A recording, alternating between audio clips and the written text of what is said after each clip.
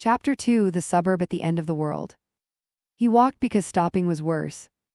That was the whole of his philosophy now, boiled down to something he could carry. When he'd had more energy, he'd tried to build something more elaborate, a system of rules, a code, a way of moving through the world that meant something. He'd written some of it down in the early months. Reading it back later, he'd felt embarrassed in a way that surprised him. Not because it was wrong, because it was so human, all that reaching for meaning in a place that had stopped producing any. He walked because stopping was worse, that was enough. Suburb had been middle distance once, close enough to the city to feel connected to it, far enough to have yards and driveways and the particular small pride of people who had chosen space over proximity.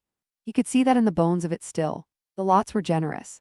The streets curved in that deliberate way that subdivision planners used to signal that this was not a grid, this was a community.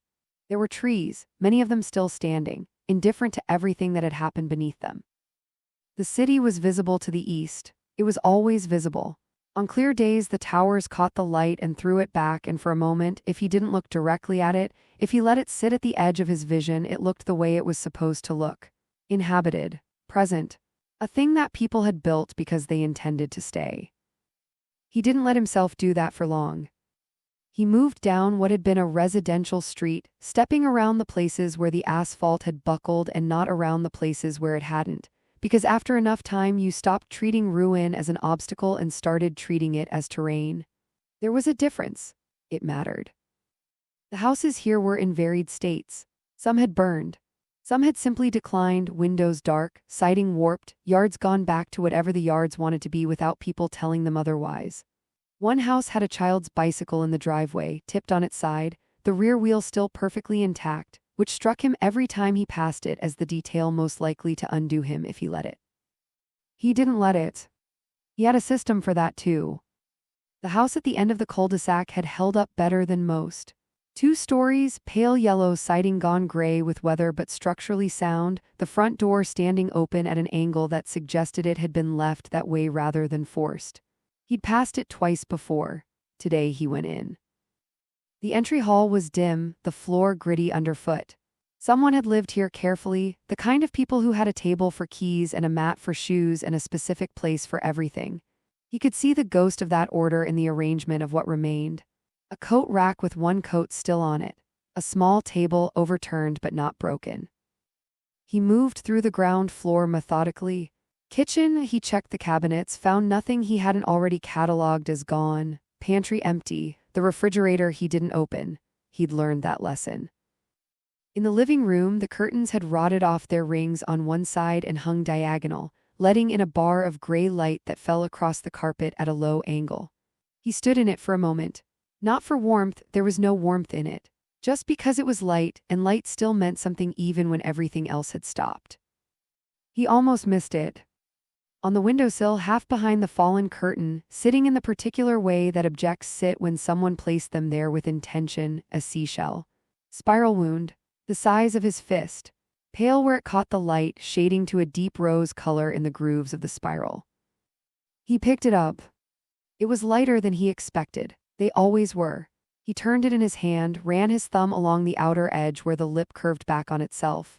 There was something about the shape that pulled at him, not memory exactly. Something underneath memory.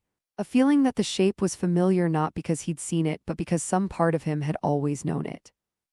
He put it in his pack. He didn't write it down in the log, some things he just took. He found a room upstairs that would do. A bedroom, the bed frame still there, the mattress not worth thinking about.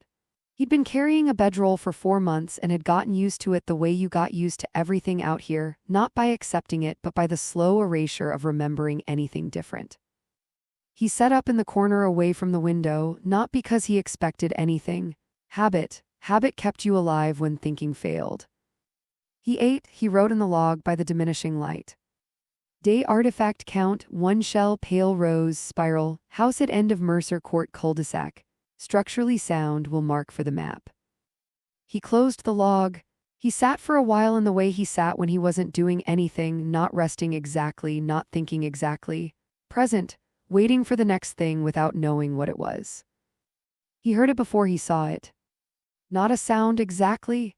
An absence of sound, the way the ambient noise of the suburb, wind and settling, and the distant random percussion of things falling in the city, went briefly quiet and then came back different. He went to the window.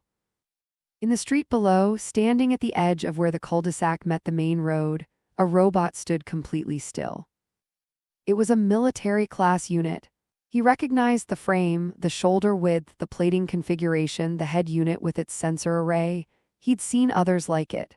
Some of them moved in patterns that made a kind of sense if you watched long enough. Some of them didn't. This one was facing east. Facing the city. It stood with a stillness that was not the stillness of a machine that had powered down. It was upright, weight distributed, the posture of something that was looking at something. He watched it for a long time. It didn't move. It didn't scan. It didn't do anything that he could see except stand there and face the skyline with what he could only describe and felt faintly ridiculous describing as attention. He watched it until the light failed. When full dark came, he moved away from the window and lay down on his bedroll. Above him, the ceiling held whatever the ceiling held. He thought about the shell in his pack. He thought about the robot in the street. He didn't know why either of them felt like the beginning of something.